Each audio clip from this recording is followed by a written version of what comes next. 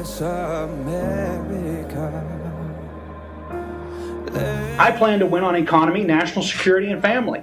No one else is talking about family. You have to strengthen the families of the United States of America. You have to strengthen them if you want a strong nation. With the light from above, from the mountain. Because there is hope for America yet. There absolutely is. There's great hope.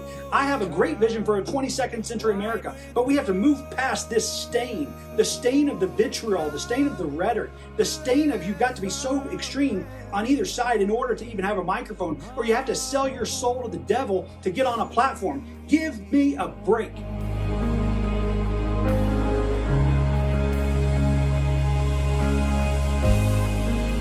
This is strong Trump country. Yes. I'm just being honest. It is strong Trump company. So it's God country, not Trump country. Land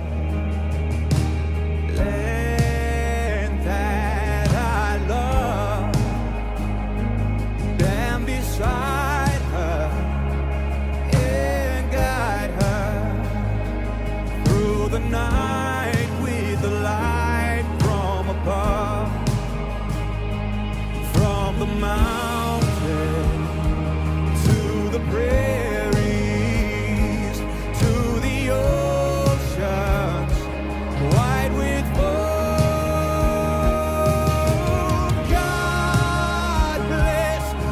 God bless each of you, and may God bless these United States of America. Thank you.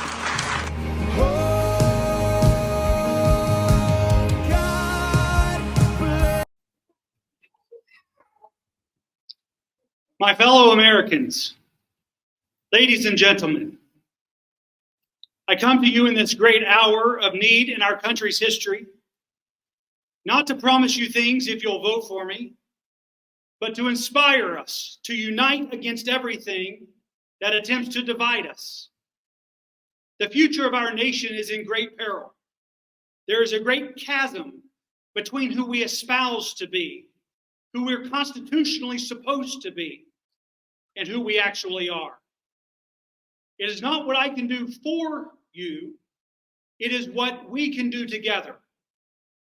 The America that we can build, the scientific and technological breakthroughs and the cures that we can discover together. The people of my generation were sold a bill of goods that no longer exists. Go to school, get good grades, get a good job, and retire. And that plan isn't working well for us anymore. People are working 2 to 3 jobs and have nothing to show for it. They're working 24 hours a day and still can't seem to get ahead. We cannot outwork inflation and the speed of economic and political change. Most Americans know what it is like to lose a job or to be laid off. We know a pain that America's politicians will never know. I refuse to leave this chaotic America to my children and grandchildren. Americans are lonely.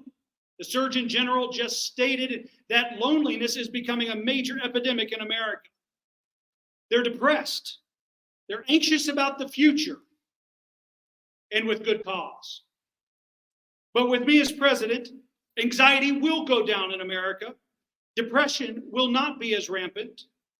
People will not feel as lonely and hopeless, because when the right leaders are in authority, peace and happiness is in the land. We've been electing the wrong people because we keep asking the wrong questions. We used to be able to trust what government said. We used to blindly trust what doctors said and what teachers taught us. Now, if government says it, it's probably false. If the government says it's safe, it's probably not. And if government is the solution, then you're asking the wrong question. We have committed atrocities against our own people and against people of the world. We have abused our power. We have lied to our own citizens and to other nations. We have made promises and broken them. But America's character problem will be resolved with me as president. We have inordinate affections and an insatiable thirst for endless pleasure, recreation, and entertainment. And it has dulled our sense and spirit of American innovation and creativity so that we can replace the railroad, fix our transportation system, replace and improve the automobile, education, science, and cures. We have grown complacent in our defense of freedom. Politicians have cried wolf so many times before that America is self-destructing before our very eyes, and most simply do not give it a second thought. And we have been powerless and ineffective in stopping it. We vote for people who get in office and very soon forget us and our problems. Americans must not only think of ourselves, our comfort, our retirement, our happiness, and with no thought for those who will follow after us. I want to build an America that pleases God, prospers our citizens, and leaves a great legacy for the generations that follow us. Tonight, I am looking for Americans who will stand with me to take personal responsibility for what America becomes on our watch in our day. We can do great things together. We can build great American businesses once again. We can ignite the creativity and the ingenuity of American greatness that built this country. But we've got to get better. We've got to be better. We've got to read, grow, learn, get healthier, and be better people. It is time for America to rise up to levels never before seen by mankind. It is time for we the people to take America back from the hands of the few who seek to control us through lies, deceit, division, and manipulation for the sole purpose of greed, power, and monetary gain. It is time for Americans to start the business you've always dreamed of starting, to build the product, to provide the service that you know improves lives. It is time we fix our character problem as a nation and start being who we ought to be. See, America is bigger than you and me. America is bigger than any one man. America is bigger than any political party. America is a government of the people, by the people, and for the people. We are one nation under God. Imagine what is possible if America started rowing together instead of against herself. Imagine if we stopped fighting each other and started fighting for one another. Imagine if the American default was selflessness instead of selfishness, looking out for each other and our families instead of numero uno. That is an America that will transform the world as we know it. That is an America that will attain unprecedented heights of greatness. And that is an America blessed by God that you and I can rejoice in. Life in America can be so much better for everyone than it is today. I am not okay with the status quo and business as usual. We can attain this vision of America. It is within reach. We can do it together, and no force on earth can stop or dampen the great American spirit. I'm speaking to you tonight about something far more important than this policy or that position. It matters not if we agree on everything or nothing at all, because it is our time to write history, to determine the future of America for the next 100 years, with unity as our anthem. Not because we agree, but because that's who we are. Before you are a Republican, a Democrat, a man, a woman, rich, poor, gay, straight, religious, atheist, or a confused combination of all of the above, you are an American. And under that flag, let us unite so that we can discuss the great issues of our day with clear heads and sound minds. Let us show greater respect to our fellow man. Be gracious in our rhetoric to those with whom we disagree, and civil in our behavior. Let us unite for a better America, a happy America, a noble America, and a prosperous America. One where our children are happy and successful. They aren't stressed out on drugs, in prison, on the streets, and they aren't discouraged and hopeless. This is the way forward, America. And with the help of God, let us march towards victory. March towards changing the course of history in your family. March towards changing the course of history in our country. And march towards changing the course of history that the world may never forget our generation that rejected the political idioms of the day to unite above all our differences. May the very things that have been used to divide us become our greatest strength. We are the United States of America. May God bless each of you, and may Almighty God bless these United States of America. Thank you.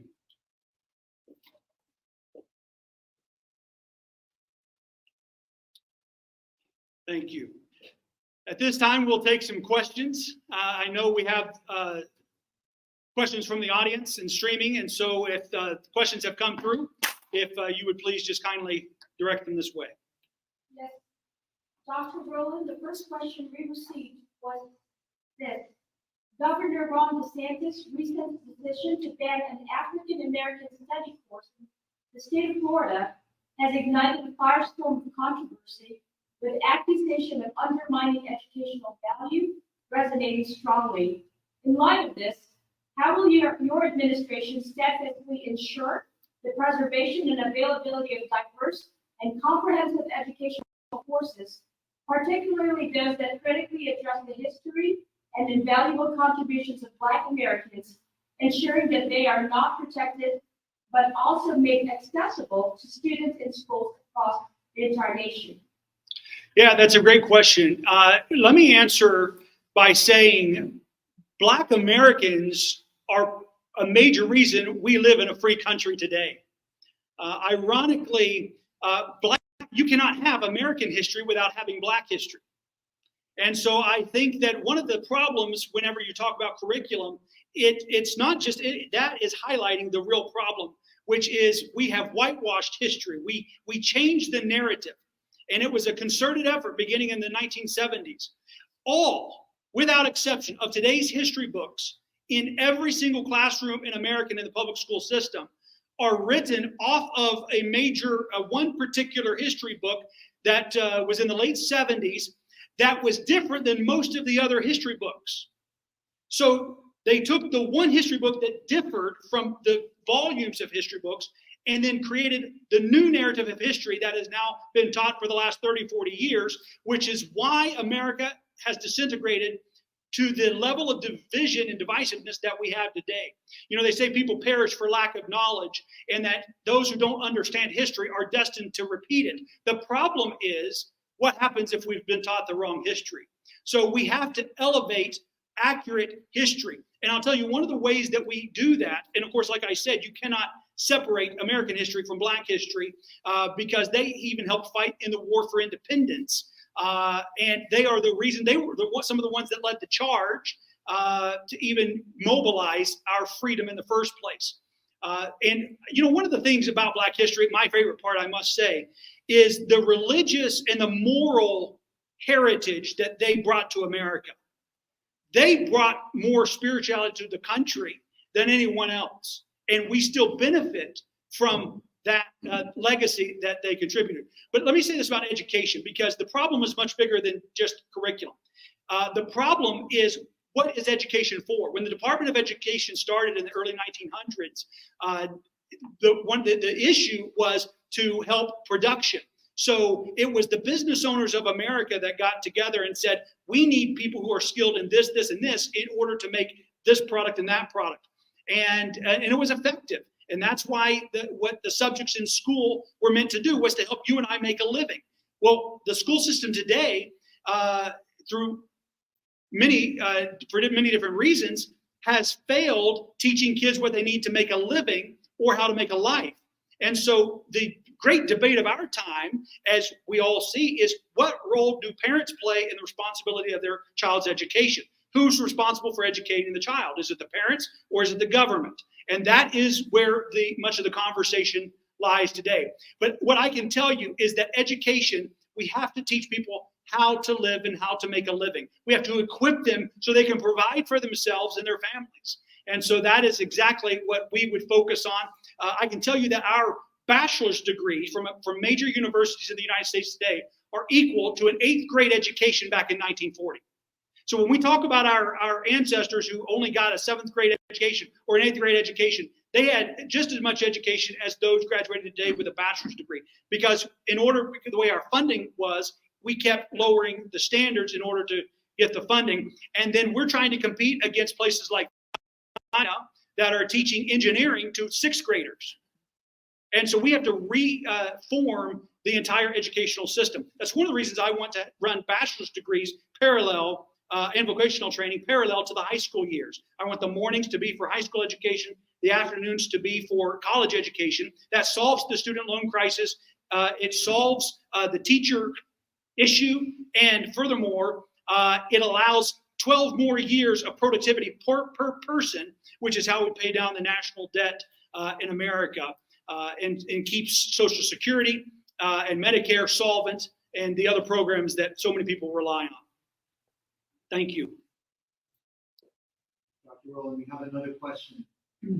Considering that America was a nation built upon the desire to escape all matters of oppression, especially religious, how will you guarantee that your very Christian stance of one nation under God and the biblical principles that are critical components in the creation of your policies ensure that non-Christians are free from becoming the very victims of the same religious oppression that led to the establishment of this country? That's a great question. And the question is really around religious freedom and how do I not impose? And quite frankly, I think that's one of the greatest challenges in America is that for every single issue, whoever's on the other side, when they get in power, the pendulum swings. My position, my personal faith is not what I legislate. The way I believe is that what I believe is what I'm supposed to follow, not what I'm supposed to make everybody else do. In fact, I celebrate people who have a lot of differences of ideas and opinions. It's one of the reasons why I have started looking outside of even the Republican Party for a vice presidential candidate, because I want the diversity of thought and I want to help unify the country. You have to be a president for all, but it's not a religious president. That's just my personal how I choose to live, and you choose how you want to live, and you'll answer for you and I'll answer for me. What I'm not going to do is force what I think or believe on anyone else. And the interesting thing about how that works is that's rare. That's rare no matter what you believe. Because most people, whatever they believe, they want you to believe. And they're going to browbeat you until you believe or give in a little bit. But you know what they say, a man convinced against his will is of the same opinion still. It does no good. So it's a heart issue and people get to decide for themselves. That's the great thing about living in America. What I can tell you is that throughout human history, the promise has always been, blessed is the nation whose God is the Lord. That doesn't mean that everybody has to believe. It just means that those who do better live it. And so all of America can be blessed doing what they do, how they do it, thinking how they think, and holding the positions they do. And we can still be blessed as a nation. And that's the delineation. And I think that's what we're all supposed to do is love and unify and honor and respect one another. And that's really what it's about for me. It's not about being right. It is about respecting and honoring your positions. Look, everybody comes to their philosophy, their worldview based on their life experiences, based on the inputs, the things they've read, the people they know that they talk to, and so I think everyone is where they are, and certainly as president, I think that is regardless. If I wanted to convert the whole world, I would not be running for president. I would, start a church or something. I don't know, but that's the way to accomplish that. What I want to do is see America unify at this time. You can't do that if you're divisive.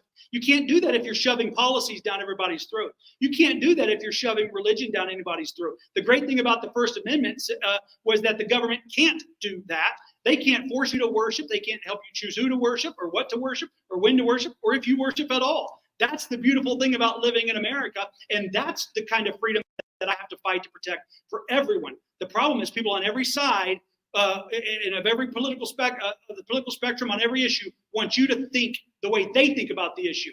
And I won't be that kind of a president.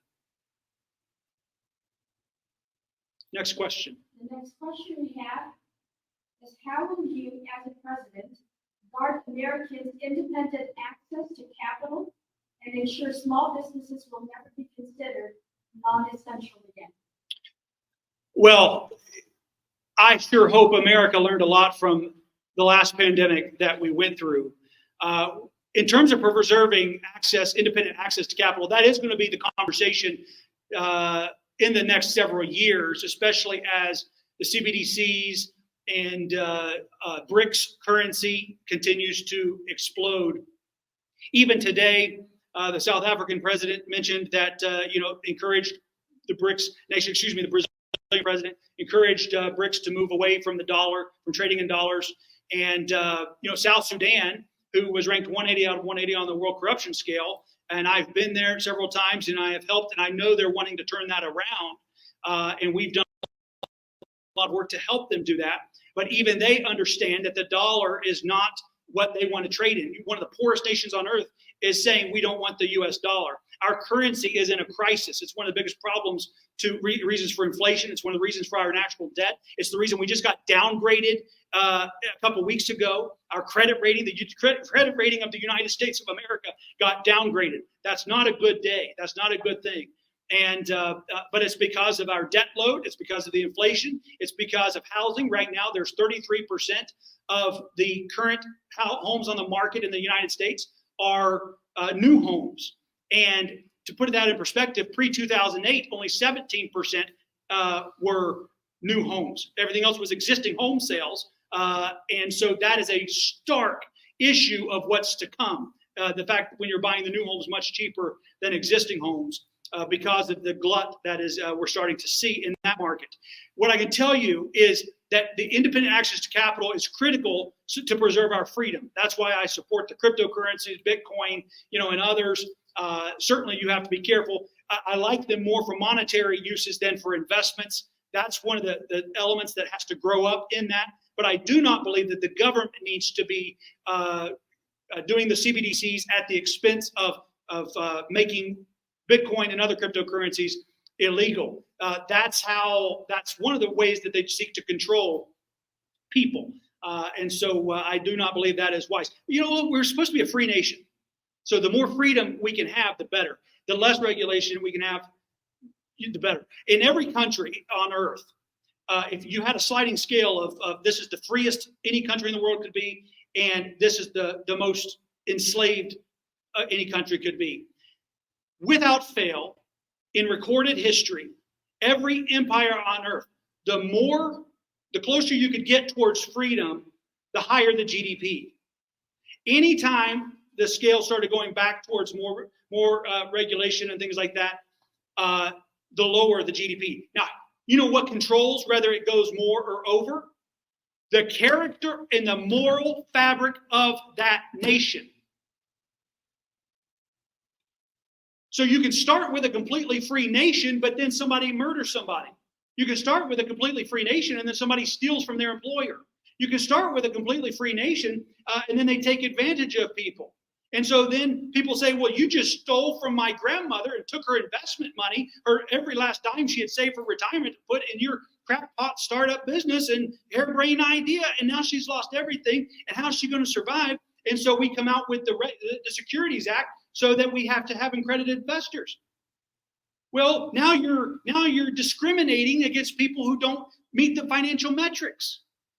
See? So the national conversation is what's your appetite for risk versus reward? See, today people want unlimited reward with zero risk, but that's not how money works. It's not how the economy works, but that's the conversation that we're starting to have now. And this generation doesn't completely understand yet that consequence. And so the more you remove the barriers then the more people can get hurt because there are unscrupulous actors and bad actors in every field. So then you get more regulation to protect people. And then they say, and then we have banks fail like has happened in the last 6 months.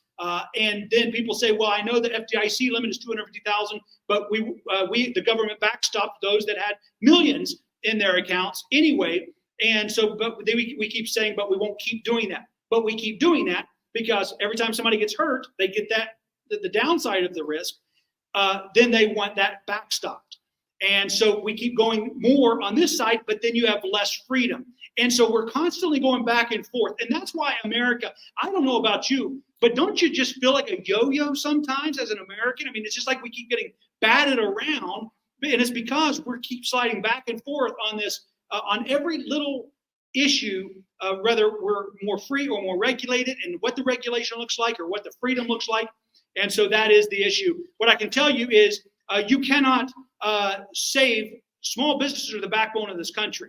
They employ over 70% of America's workforce. When you keep the big box stores open and you make the little small businesses close, you actually inverted the problem. You exacerbated the very problem you were trying to solve. And I know that that's not the politically correct answer, but none of those people donate to my campaign. And so I just speak freely about it. But that's why that happens. It's because most of the politicians are beholden to donors that have great control over a lot of this policy. It's kind of like we had $6 trillion left over, $6 billion left over from COVID money. And Congress, instead of paying that towards our debt, is holding it, for other enterprises that will never have to be voted on by Congress because it's already passed Congress. It will just be reappropriated to something that you and I will never hear of. So these are the kind of problems that we have to solve in America. Once again, it's just us being right and doing right, and that is the absolute best way forward in America. Next question. Next question is, almost every U.S. president in the last half century has run a record budget deficit one time or another, but the largest deficits in U.S. history were run by former President Donald Trump and his two immediate predecessors, President Barack Obama and President George W. Bush. The deficit has gone down under the administration of Trump's successor, President Joe Biden.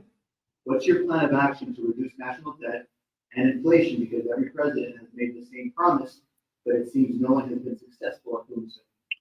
Well, part of it is people don't understand when they talk about what politicians are actually saying when they promise things. When they talk about balancing the budget, that's like if you make $10,000 a month and have it coming in on your budget, you're just going to make sure you spend less than $10,000 a month. Okay, the budget's balanced. It does nothing about your $1 million in debt and the notes that you're carrying. So the conversation that I'm having is about how reducing and eliminating the national debt. Congress is responsible for balancing the budget, and then the President of the United States signs it. So what I can tell you is every company I've ever turned around and gone into, normally the problem wasn't they weren't making enough money. The problem was how it was being allocated. So you didn't have to raise taxes. We didn't even have to sell more. We just had to take the money and spend it at the right thing in the right way at the right time. That was usually the issue. They may be spending on the wrong things. It's kind of like if you're redoing a home and you're trying to fix it up to sell, and you're doing certain things that you think make a difference, but everyone knows that it's the bathroom and the kitchen and some curb appeal. Those are the things that will help, not necessarily just changing something out in the living room. You have to do more than that, even just painting the walls or so forth. You have to know where to put the money. And so the allocation is critical. My plan on eliminating and reducing the national debt, which is why taxation is becoming ever so burdensome in America, is because literally right now, it's about 15 to 20% of America's bills is interest. $2 trillion a year on a $6 trillion budget. And so I can tell you that as we get the debt down, America is able to do a whole lot more things. The problem is politicians aren't interested in doing that because the right actions extend beyond their terms. And you don't get reelected with long-term success. You only get reelected with the short hits, which is why we need people who care more about America than getting reelected.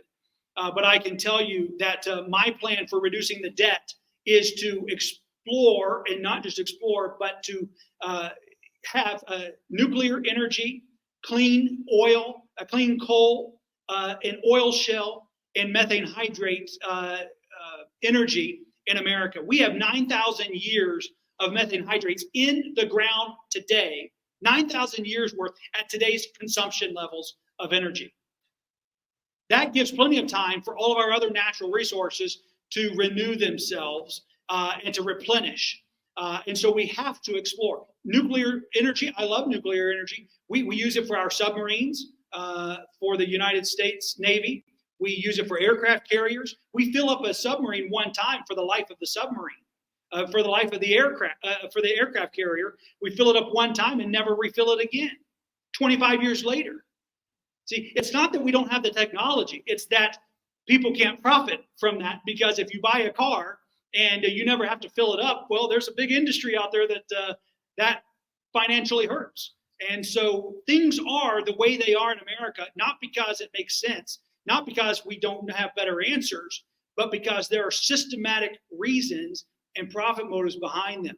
And I'm as much for making a profit in business as everyone. That's why you get in business. I don't get in business to make friends. I've got plenty of them. We get in business because we want to provide a valuable service or product to people and make their lives better and make a profit for our families. That's why everybody starts business and works. But you have to do it responsibly, and you have to do it right. And when there's better technology, then you use it. Next question. Last question. How would you create a culture of civil dialogue for all Americans? Civil dialogue for all Americans. That is the biggest problem we have in America. There are several events taking place this very night that even among people of the same party just want to yell and scream and tear everyone down, much less, and then demonize the people who do not agree with them. I don't think that's what America needs in a president right now. I know our generation and Gen Z is sick and tired of divisive politics. Nobody should lose a friend because they have a different opinion on how to reduce the national debt or the way forward in America. What we have to do is unite around the vision of what America can and should be, and on our watch, what we will make it. The biggest success any president could have in this day and age is to dial down the rhetoric of America, give Americans something to believe in again, give them hope, give them inspiration, and not just air and not just fluff, something real, that we will have scientific breakthroughs, that we will have the greatest technological advancements of success, that we will have cures for cancer and diabetes and other issues that are so prevalent in the United States of America that nobody is talking about. Instead, we're yelling at each other, we're demonizing one another, and that is what has to stop. So it starts with unifying America, and I do it through respecting each other, respecting differences of opinion. I like to share mine sometimes if the door's open. If not, I'll just listen to yours. And respect that. And then at the same time, take action as president to show that I'm not just saying I want unity. I would actually be bringing someone potentially from yet another political party. That has not been done since 1796. That has only been done twice in American history. It is nigh to impossible to do. But can you imagine what that would show America? It would say, I'm putting unity over party, that I value the future of America. Look, if we don't have the space to have conversation and civil dialogue and rhetoric, then people will resort to violence. And we are at that crux in America today.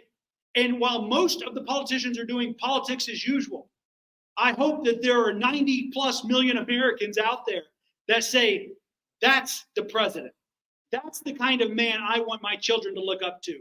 That's the kind of person I want to see on TV every night, because after I come home from a long day at work and I'm tired and I'm hungry and I sit in my recliner and lean back, I don't want to hear about everything bad in the world. I need some good news. I need some hope. I want people out there working for us, not saying how evil everybody else is. So that is why I'm running to be the President of the United States. And I thank you for joining me tonight for our national address.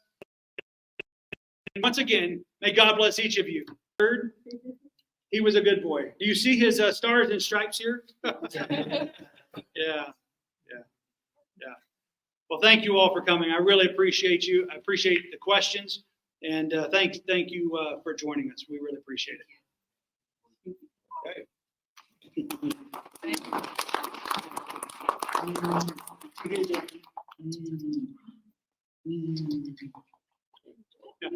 Yeah, tried. He tried to get it in there.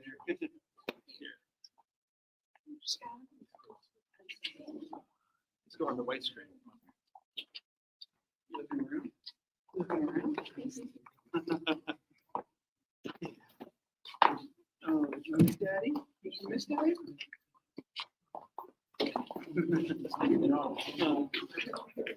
Whenever I speak and he hears it, he starts to move and get excited. Even when he's in her room, I would give speeches and she would be there